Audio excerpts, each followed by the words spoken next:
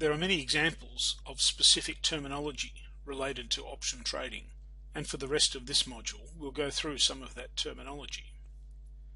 There are two parties to an option contract: the holder of the option, which is the party that has bought the option and has the right to buy or sell the underlying asset at a fixed price in the future. The holder of the option is referred to having a long position. The option writer is the party that has created the option and therefore has an obligation to buy if the option holder wants to sell, or sell if the option holder wants to buy. In other words, the option writer does not have any options. The option writer is said to have a short position. Options are securities, which means a financial asset that can be traded in a secondary market. Therefore, an option can be bought and sold many times over its life. But the option writer is the first person to have sold the option, and the option holder is the last person who bought it.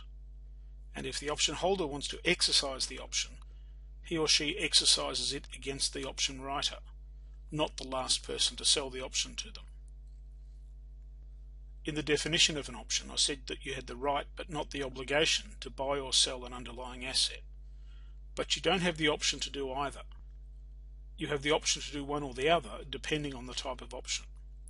A call option is an option that gives you the right to buy the underlying asset at a fixed price on a future date. A put option is the kind of option that gives you the right to sell the underlying asset. If you go ahead and take up that right to buy or sell the underlying asset, you are said to exercise the option. And the fixed price at which you can buy or sell, as the case may be, is known as the exercise price or the strike price. The expiration date is the last date on which you can exercise the option. After that date, the option is worthless.